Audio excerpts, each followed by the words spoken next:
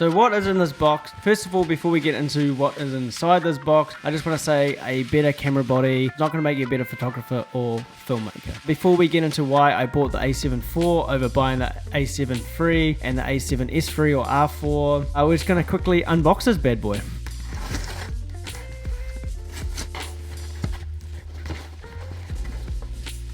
Make a mess. So I'm pretty excited about this. Get it out of here. There we go. The A7 IV, the new camera.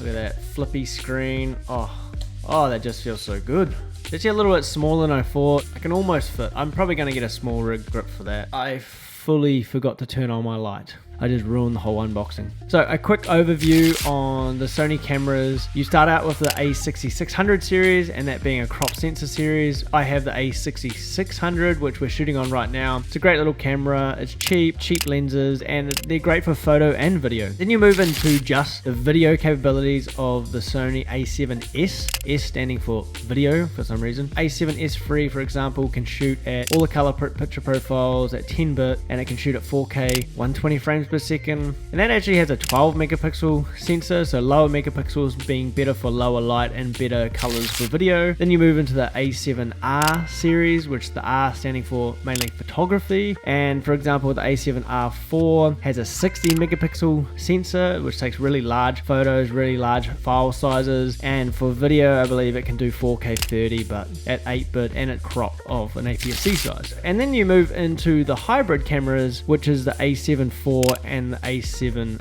III. Now these cameras, you get the best of both worlds. This one for example is a 33 megapixel camera, so it's right in the middle of the A7R4 and the A7S III. You can shoot 4K 60 with a crop on this, and it shoots in all the color picture profiles, and it takes amazing photos. It's got great autofocus, and these cameras are actually cheaper. So I think these cameras are a really good deal if you wanted to get into both photography and videography. So it really took me a while to figure out what camera to buy. I was really wondering if I should just get the A7 III because that is a great camera, still great for photography. And also I was thinking about maybe getting the Canon R6, but we'll talk about why I didn't buy that camera in a little bit. So here are 10 reasons why I bought the A7 IV over the A7 III, and also I was thinking about buying the A7C. Number one being the age. The A7 III is a 4-year-old camera. This just came out, and I really want to future-proof my business where I'm aiming to buy the best gear, using that gear until it breaks or until I need to upgrade. Number two being a very controversial subject, and that is having a flip out LCD screen. A lot of photographers like the tilting screen because they mainly shoot in landscape, where I usually shoot in portrait mode. So now I can look and check my composition a lot easier without having to bend down and bend my neck, and I can get some really unique angles. Also for gimbal work, when you have the screen flipping out, usually the gimbal motor is right here in front of the screen. Now it's to the side, so that is not an issue. I think all cameras should have a flip out screen, period. Let me know what you guys think in the comments down below. Number three being 10-bit and 4K 60. This was really more of a want than a need, until I realized that with client work and doing more commercial work and working with other videographers, I can now say yes, I can shoot in 10-bit, all the picture profiles for Sony, and I can do 4K 60. So that again, just future-proofing my business and buying the best camera now that pretty much everyone's going to be able to shoot 10-bit and 4K 60. Number four is like a bonus, the autofocus system. The autofocus system in the A7 III is great. I don't have any complaints. It's the same autofocus system that's in the A6600. No complaints there, but having better autofocus is a real bonus. So you get better real-time tracking, better eye autofocus, and now you do have animal autofocus, where I'm not sure if that's animal eye autofocus or just animal autofocus, but I'm probably not going to use it, but yeah.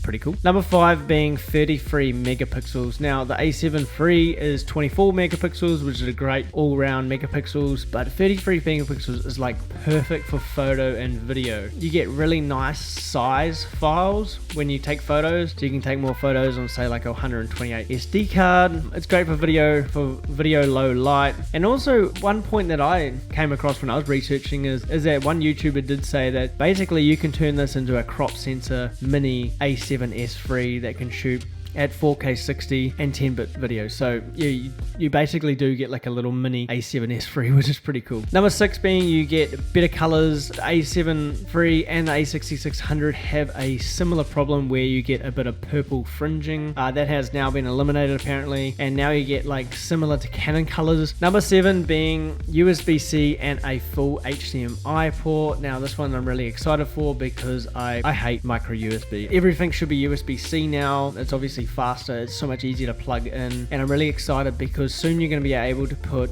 an iPhone or an iPad as an external monitor. There is an app out there called Monitor Plus that works pretty well for Android. But yeah, soon you can tether a USB-C straight into a lightning cable like your iPhone, use that as a monitor, so I'm really excited for that. And also a full HDMI, which is pretty much has to be the standard for using a monitor. Number 8 being the custom dials and being able to switch between photo and video easily. That being this dial just here where I can switch between photo, video, and S&Q mode very quickly. And also this dial you can lock, so you can unlock it, which I'll probably set for my shutter. That's where the EV conversation used to be. Now you have your aperture, your shutter, and your ISO up here, or however you want to set it up. Number 9 being a touch screen. Now I know that on the A6600, which is the same screen as the A7III, is that it does have touch screen for real-time tracking, but it's pretty hopeless, like it's not the best. And you can't use it for the menu system, where now I'm hoping that I can literally just go into the menu, go, I want to go here, now here, and then it just sounds so much easier. Finally, last but not least, number 10, and this is a very fair price. I mean, it's not priced the same as the A7III when it came out, which was 2,000 USD, which you could probably pick up the A7III for about like 1,200 to 1,500 USD secondhand, but the Sony A7IV is $2,500 USD. I end up paying a little bit extra because I'm in Australia because of tax and shipping and whatever reason they mark it up for. Yeah, so for an extra $500 retail, you get a much better camera, in my opinion. The A7III is still a great camera though. And if you compare that to the A7S III and the R4, which is the photo and the video cameras, they go for $3,500 USD retail. In my view, if you want to shoot both photo and video, you have to buy both those cameras. So that equals like $7,000. Or you could buy one of those cameras for $1,000 less and get the Sony A7 IV. So I think this price is very good. Not being able to shoot 4K 60 without a crop is a little bit disappointing. I was a little bit gutted about that, but it doesn't really matter. So I almost switched to Canon. I almost got the R6 because you can shoot in 4K 60 without a crop. That is a 20 megapixel camera. You get all the 10-bit color profiles. But the reason being is that obviously I've got all my Sony gear, so all my Sony lenses. And on that point of lenses is that Canon, you have to buy Canon lenses. They don't support third-party manufacturers buying RF lenses. I think lens companies like Samyang, Sigma, and Tamron really make amazing lenses, and they're like quarter the price of the Sony lenses. But there goes a saying that invest in good glass over a camera body.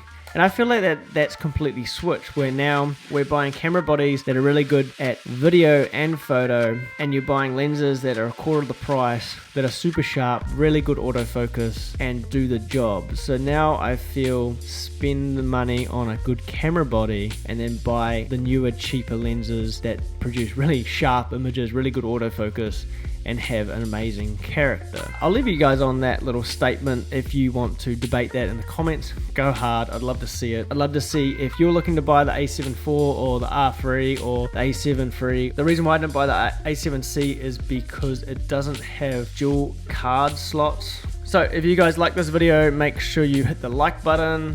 While you're down there, you might as well subscribe because there's going to be a lot more content coming up with the A7 IV. And as always, guys, stay happy, stay healthy, and we will see you in the next one.